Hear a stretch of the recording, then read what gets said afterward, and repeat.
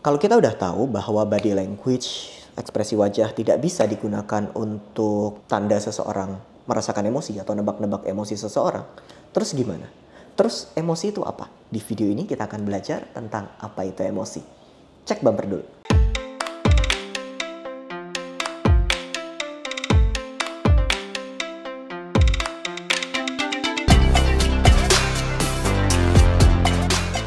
Halo semuanya, perkenalkan nama saya Dr. Jimmy Ardian, spesialis kedokteran jiwa dari Wellspring Indonesia. Saya seorang trauma terapis. Hari ini kita akan bahas tentang apa itu emosi.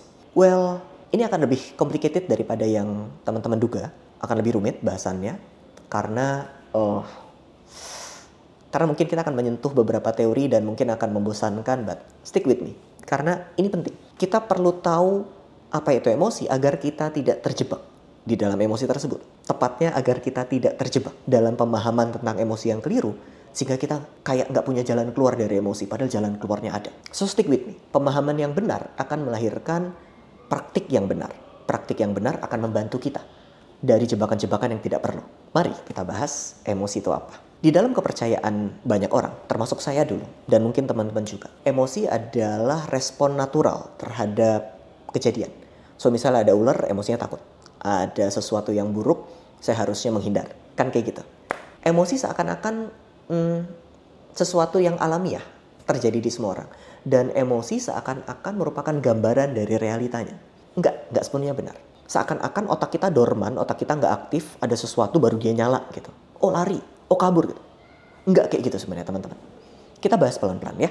Emosi itu tidak alamiah, terjadi sama di semua orang. Emosi bahkan yang kalaupun Anda sebut sedih, saya sebut sedih, besar kemungkinan sebenarnya kita berdua ngerasain hal yang beda. Besar kemungkinan. Walaupun kejadiannya sama.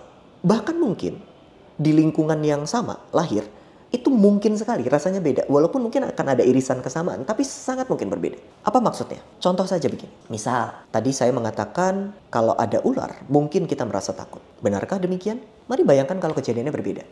Mari bayangkan kalau seorang anak, bapaknya pecinta ular. Tiap Car Free Day dibawa untuk melihat ular. Ada ular eksotik malah dikalungin buat foto-foto. Ada ular yang gede malah dielus-elus, diangkat-angkat sambil ketawa-ketawa bareng teman-teman komunitasnya. Kira-kira anak ini melihat ular gimana? Senang? Netral? Tapi nggak mungkin takut. Setuju? Bandingkan kalau anak ini belajar ketika dia ngelihat ular, ibunya teriak. Atau ibunya pernah ngasih tahu atau bapaknya pernah ngasih tahu jangan dekat-dekat ular, itu bahaya. Atau dia sendiri pernah digigit ular sampai misalnya kakinya diamputasi karena digigit ular. Misalnya begitu. Kira-kira dia ngelihat ular gimana? Atau bahkan dia ngelihat jas orang yang motifnya ular gimana? Takut, gelisah, panik, lari, dan lain sebagainya. So mari kita lihat, emosi tidak sekedar lahir dari realitanya. Emosi butuh memori, past experience, kejadian, konteks sebelumnya untuk menerjemahkan kenyataan saat ini. Ngerti maksudnya? So emosi bukan sekedar adalah ekspresi natural dari kejadian. Tapi emosi merupakan cara kita melihat realita berdasarkan data yang kita punya dari masa lalu. Kalau memorinya buruk tentang ular, maka ngelihat ular menakutkan. Kalau memorinya baik tentang ular, maka ngelihat ular minimal netral atau menyenangkan.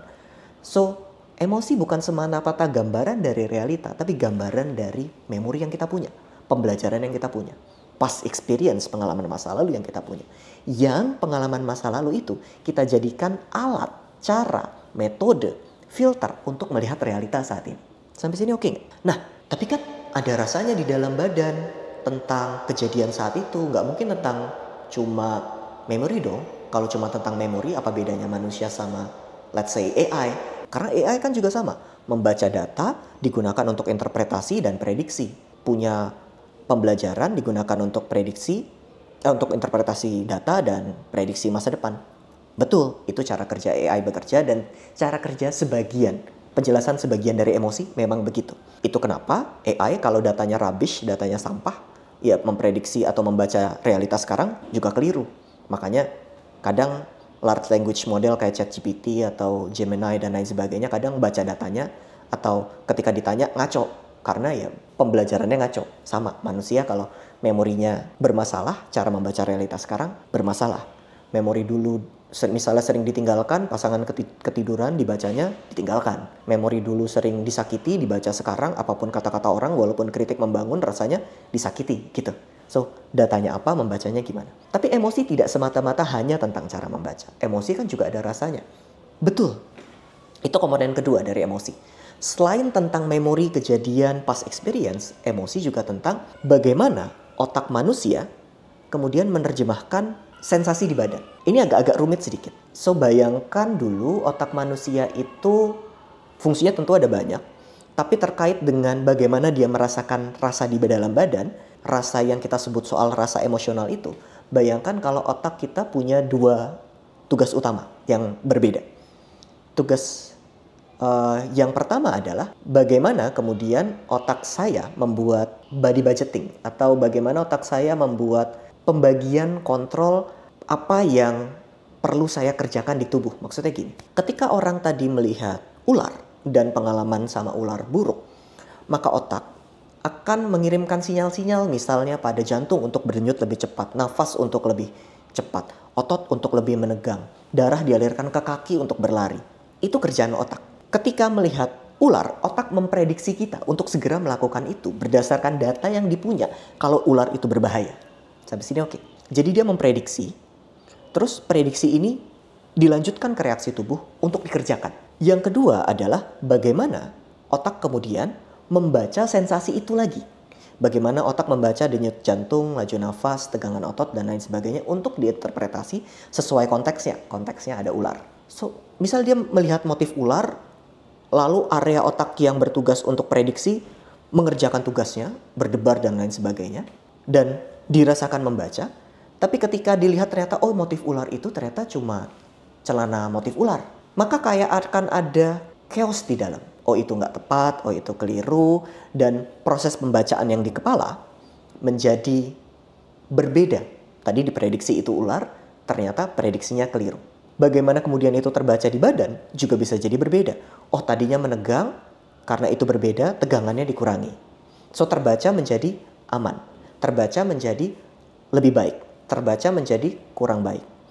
Walaupun kadang kalau rasanya sensasinya tetap kuat, atau misalnya otak kita gagal untuk menangkap itu tadi gue salah prediksi loh, itu ternyata bukan ular loh, otak saya gagal menangkap itu, tetap dianggap itu ular, itu berbahaya, kabur, maka tubuh akan tetap menganggap itu ancaman.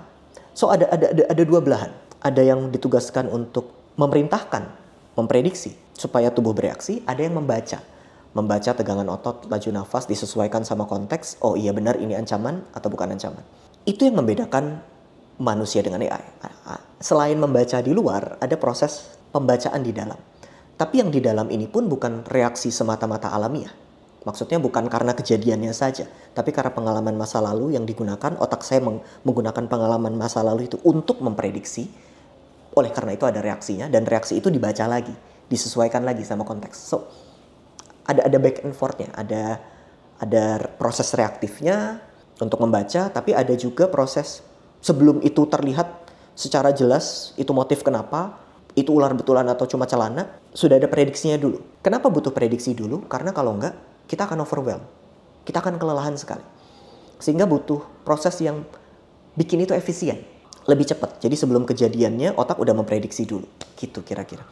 Gabungan dua ini, sensasi di badan yang sebenarnya diperintahkan oleh otak dan juga dibaca oleh otak, serta prediksi dari kejadian di masa lalu yang kita punya berupa past experience dan memori, digabung jadi satu, itu kemudian namanya emosi. Ribet gak? Betul. So emosi gak semata-mata tentang kejadiannya, emosi adalah konstruksi kita terhadap realita. Bahkan Lisa Feldman Barrett yang nulis buku itu, dia mengatakan sebenarnya kita bukan tertrigger. Kita yang membentuk emosi kita tanpa kita sadari. Proses bentukannya kayak tadi, berdasarkan dari pengalaman, bacaan, otak saya mempersepsi, otak saya kemudian melihat apakah feedback loop-nya ada, apakah itu benar atau tidak, revisi dan lain sebagainya. Itu semua terjadi karena otak saya yang mengkonstruksi. Jadi emosi bukan semata-mata karena kejadian saja. Apa pentingnya mengenal emosi dalam sudut pandang seperti ini? Pentingnya begini, karena kalau emosi hanya semata-mata karena realita, pilihan kita nggak banyak. Pilihan kita cuma kabur, pilihan kita cuma meregulasi emosinya saja, pilihan kita cuma ya positive thinking atau cari makna baik atau terima karena nggak ada yang bisa dilakukan. Itu akhirnya. Kalau kita melihat emosi cuma semata-mata karena kejadian lalu dia ke-trigger.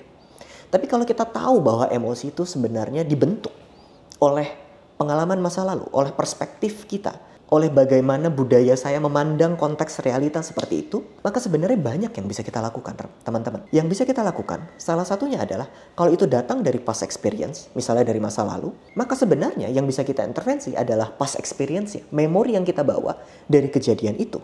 Itu bisa kita intervensi karena memori itu malleable. Memori itu rentan diintervensi. Ketika memori diintervensi, maka bacaan kita terhadap realita bisa berubah. Interpretasi kita terhadap realita bisa berubah. Dan artinya sesuatu yang mengganggu bisa jadi tidak mengganggu. Kalau datanya yang kita ubah. Emosi adalah pembacaan terhadap realita berdasarkan persepsi pembelajaran masa lalu. Kalau memori pembelajaran masa lalunya diubah, maka emosinya berubah. Dan pembelajaran masa lalu diubah, nggak harus tentang jalan ceritanya berubah. Karena ya tetap akan kita ingat jalan ceritanya sebagaimana adanya. Tapi komponen memori yang lain di dalam memori tersebut agak ribet nih. Bisa kita ubah. Karena saya percaya kata memori yang saya sebut dengan kata memori yang rekan-rekan bayangkan sebenarnya punya makna yang mungkin jauh berbeda. Memori yang banyak orang bayangkan itu cuma tentang kejadian secara runut. Enggak. Cara kita ngikat sepatu, walaupun kita nggak ingat kapan pertama kali belajar ngikat sepatu, pasti tetap terjadi ketika kita ngikat sepatu. Maksudnya nggak usah nginget-nginget kapan pertama kali ngikat sepatu, pasti bisa ngikat sepatu. Atau kapan pertama kali belajar naik sepeda yang lancar, nggak akan ingat, tapi bisa naik sepeda. Itu namanya memori prosedural. Kita ingat jalan cerita, kita ingat cara ngelakuinnya maksud saya. Kalau ingat jalan ceritanya, itu lain lagi. Ada memori eksplisit di saat, ada memori tentang alur cerita. Tapi kalau soal rasa di dalam cerita itu namanya memori implisit. Saya ingat makan ramennya enak banget. Nah itu memori implisit. Saya ingat dipukulin rasanya nggak berharga. Nah itu memori implisit. Kita bisa mengintervensi memori implisit sehingga di dalam kejadian tersebut kita nggak lagi terganggu. Kalau memori implisitnya berhasil diatasi, kalau emosi dalam kejadiannya berhasil diatasi, maka itu tidak akan dipakai untuk cara interpretasi yang buruk terhadap kejadian yang ada di saat ini. Kecuali kejadian saat ini memang buruk. Kita bisa melihat sesuatu lebih alamiah saja. So itu pentingnya untuk kita memproses kejadian di masa lalu. Karena kejadian masa lalu adalah datanya, data ini digunakan untuk menginterpretasi realitas saat ini. Untuk belajar mungkin untuk panjangnya bisa cek di video khusus membership. Ada tombol di bawah kalau udah subscribe, klik join.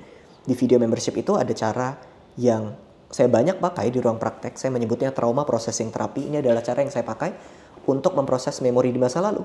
Sehingga memori di masa lalu ini tidak lagi mengganggu realitas saat ini. Dan ini konsepnya.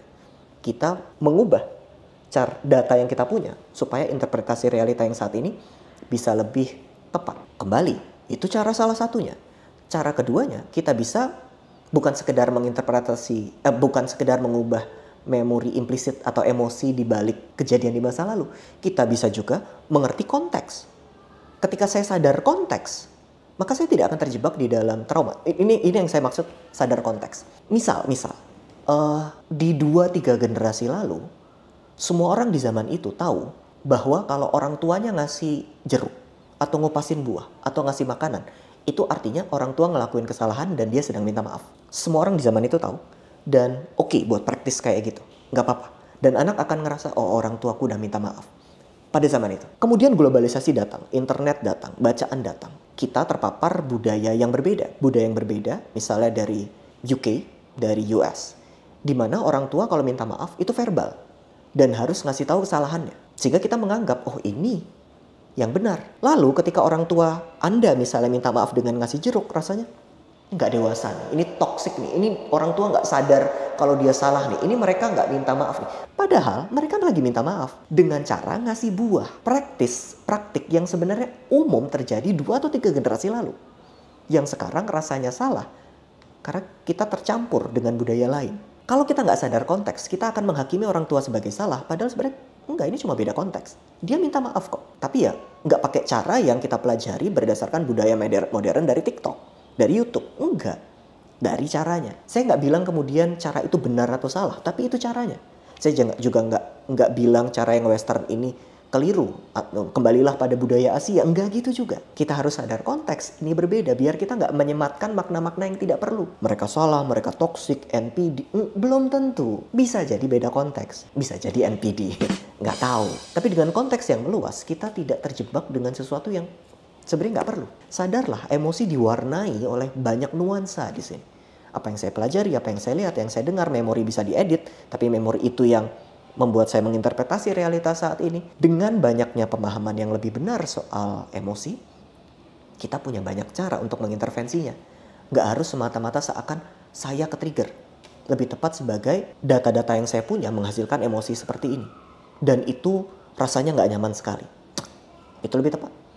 Emosi bukan suatu yang meledak di dalam dirimu. Emosi dikonstruksikan, dibentuk secara aktif olehmu. Dengan atau tanpa kamu sadari. So kita bukan budak dari emosi, kita bukan dipenuhi emosi, kita justru pembuat emosi dengan data yang kita punya. Semoga video ini bermanfaat untukmu.